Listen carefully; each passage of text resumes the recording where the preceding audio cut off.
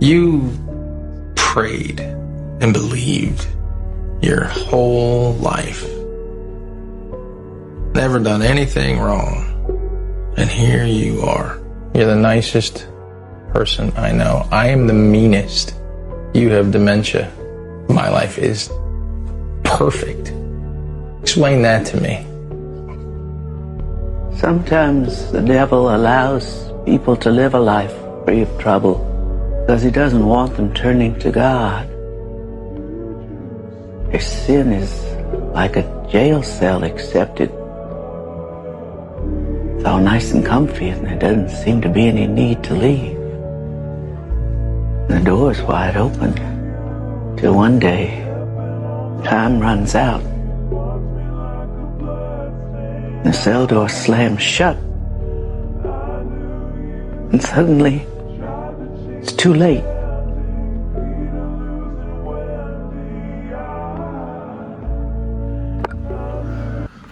I envied the arrogant when I saw the prosperity of the wicked, for there are no pains at their death. Their body is healthy. They have none of humanity's trouble, nor are they plagued like others.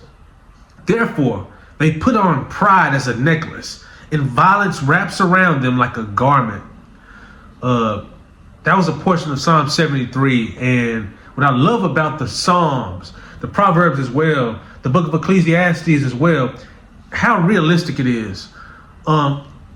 This whole Psalm is Asaph looking at wicked people and looking at righteous people and seeing something that's it started bothering his heart.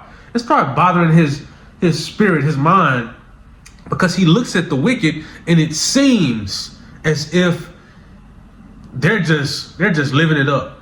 There's nothing happening to them. They're going through life. They're successful. They're rich. They're healthy. Everything seems to be going, perfectly. And then he looks at the righteous. He looks at himself because he's striving to live righteously. And he says, man, we're struggling. I'm suffering. I'm dealing with, anguish and pain and regret and just toil. But the wicked who could care less about God is just skipping through life. And he says, this bothered me. But if you get to the end of the Psalm, and I suggest you read this whole Psalm, it's 28 verses. The only thing that helps the writer here is he sees how they end up. He sees the finality of the wicked. He sees where their road leads to. And he says, oh, it might seem, first of all, this life is just a vapor. We're only here for, as quick as you can take a deep breath, our lives are over with. And then they head to destruction. And as quick as you can take a deep breath, the righteous are suffering and gritting their teeth and trying to march through this life, obeying God, staying faithful to him, even when it doesn't seem like it's paying off. In the end, he says, make no mistake about it. Living for God does pay off. And that's what living by faith, that's what it literally means. It's to live not based off what my eyes are telling me, but what God has told me. And I live my life based off of that.